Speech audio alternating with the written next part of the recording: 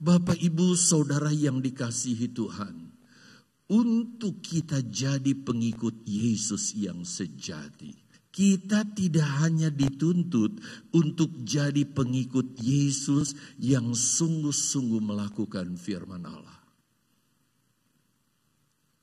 Tetapi lebih jauh dari itu,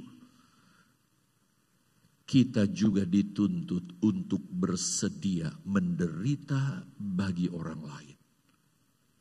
Ketika kita peduli kepada sesama anak-anak Tuhan yang membutuhkan pertolongan, ketika kita memperhatikan orang-orang yang butuh diselamatkan, kita lakukan apa saja sehingga kita menolong, melayani orang itu begitu rupa. Kita turut menderita bersama dengan Kristus. Itu sebabnya, saudara, Yesus juga memberi contoh kepada kita. Kalau kita sudah diselamatkan, kita harus seperti Yesus.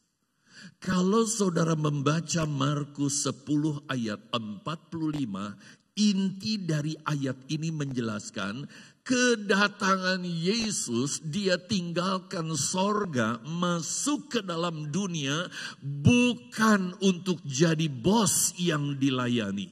Tetapi dia datang untuk melayani, dan pelayanan yang puncak dia lakukan adalah penderitaannya di kayu salib. Dia juga ingin supaya kita ambil bagian seperti yang Yesus lakukan. Ini yang Paulus katakan di ayat 24.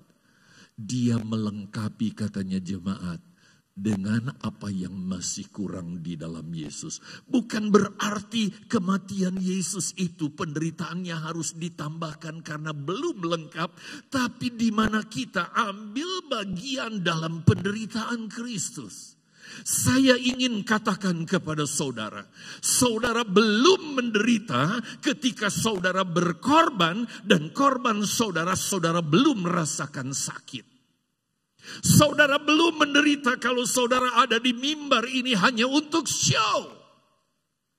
Tetapi saudara benar-benar melayani ketika pelayanan saudara ada rasa penderitaan di dalamnya. Itulah yang disebut di mana kita turut menderita bersama dengan Dia.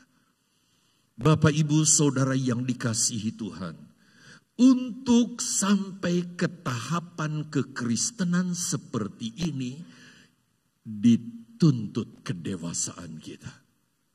Sebab seringkali kita melayani bukan pujian yang kita terima, bukan rasa terima kasih yang orang sampaikan kepada kita, tetapi kritik. Udah nggak dibayar, capek-capek melayani, dapat kritik, wes lerenai, berhenti aja katanya. Ada yang begitu, berarti dia nggak mau menderita. Lihat, maka orang-orang benar itu akan menjawab dia, katanya, Tuhan, bila mana kami melihat Engkau lapar dan kami memberi Engkau makan, atau haus dan kami memberi Engkau minum? Bila manakah kami melihat Engkau sebagai orang asing dan kami memberi Engkau tumpangan atau telanjang dan kami memberi Engkau pakaian? Bila manakah kami melihat Engkau sakit atau dalam penjara dan kami mengunjungi Engkau? Perhatikan jawaban Yesus. Dan raja itu akan menjawab mereka, aku berkata kepadamu. Ini harus kita baca bersama-sama. Mulai dari sesungguhnya. Supaya saudara benar-benar kita mengerti. Kita adalah satu tubuh. 2, 3. Sesungguhnya segala sesuatu yang kamu lakukan untuk salah seorang dari saudaraku yang paling hina ini, kamu telah melakukannya untuk aku. Amin. Jadi ketika kita peduli kepada saudara seiman kita yang benar-benar perlu pertolongan, sebenarnya saudara sedang melayani Yesus.